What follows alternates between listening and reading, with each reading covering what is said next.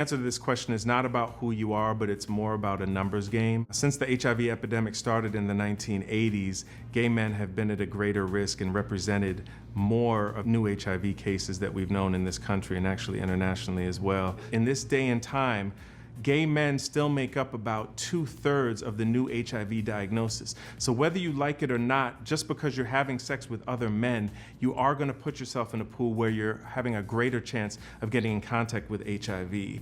The other part of that is that when you do have sex, anal sex in particular, without a condom, it's going to be more at risk for HIV. So again, the point I would want to make, it's not because of who you are. It's not just because you're gay. It's because we live in a high HIV prevalent society among gay men, and then also because some of the behaviors that we engage in may put us more at risk for HIV. The Bible says, and even as they did not like to retain God in their knowledge, God gave them over unto vile affections. For even the women did change their natural use into that which is, unseemly, and likewise the men, burning in the lust one toward another, men with men, working that which is, contrary to nature, and receiving in themselves the recompense of the error which was meet.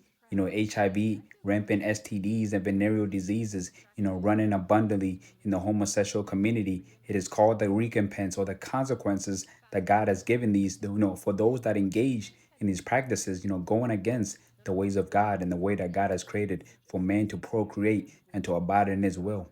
This is going to be a video about mental health education and suicide prevention in the gay community.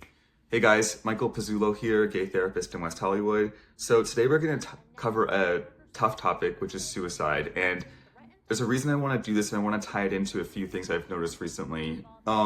So in the news recently, there's been a few, over the past couple of years, high profile, gay influencers who have unfortunately taken their own lives. And it's, really gotten people obviously quite upset and confused. And one thing I'm noticing is often these are people that don't look unhappy, right? They're often, handsome, maybe successful, have had some sort of fame at one point or another. So it doesn't really make sense, just from a basic narrative of why are these people so unhappy and what is really going on here. I've been to a couple pride parades now, and what I hear a lot is people saying happy pride, and then claiming that they're happy and they're enjoying and having a great old time. But that is a misconception. And for the vast majority of people, they're not as happy as they portray. And that's why we see a persona, people smiling on the outside, but on the inside, they're miserable because they know they're the enemies of God in their conscience. And that's why these people in this community, they're so set on receiving acceptance from the world because God has rejected them in their sin because they first rejected God when they, disobeyed their conscience and did that which is against nature. Pride's origins in the United States began in 1969, when gay and lesbian people faced off against police during the Stonewall riots in New York City. A year later, the first Gay Pride Liberation March took place in Manhattan in 1970. The parade's official chant was, "Say it loud, gay is proud." The objective was to destigmatize same-sex attraction, eliminate discriminatory laws, and achieve freedom and societal acceptance without the stigma. Fast forward to the 2000s, and much of this had been achieved, at least in the West. Don't know about the other countries. Then, with the passage of same-sex marriage around the globe in the 2000s through to the 2010s, many LGB people felt that they'd achieved what they set out to do. Acceptance was achieved, and it was time to hang up their hats and go about living their life. But the pride goers and the homosexuals, they have not hung up their hats and gone about living their lives because it's never enough and they're never satisfied. That's why they claim that, they're still marginalized and oppressed when they have a whole month dedicated to them. And yet again, they say that Christians, they're the ones that force their beliefs upon everybody else. But, there's so many instances when people have lost their jobs because they wouldn't bow down to the rainbow, because they wouldn't support the movement.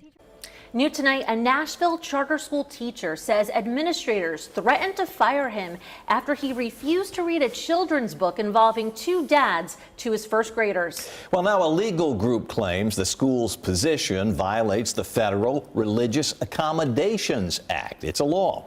Fox 17 News' Madeline Nolan shows us what the teacher and his attorney are saying tonight.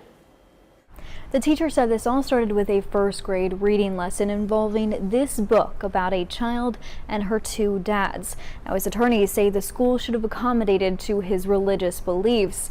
The school has not yet responded publicly.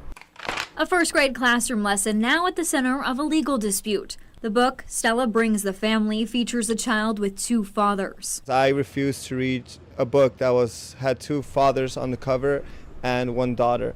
And I believe that is not what God designed a marriage to be. Literally, you're a sixth grade teacher. Why are you having students draw the various different flags to identify their sexuality? Keyword sex. They're in sixth grade. Half these kids, if not all of them, haven't even gone through puberty yet. You're insisting on them that they pick a sexuality, that they know who they want to have sex with. Like, that's what a sexuality is. Like, yes, even for me, and I talk about it in my coming out story, I knew in fifth grade that I liked guys, but it's not a teacher's role to push that on students or offer that up to them. Like, this idea that you think it's okay to just have students draw all these various different flags. I saw like pride flag, trans flag, non-binary flag. They're children. Like, literally, they're in sixth grade. There's no need for any of this at all.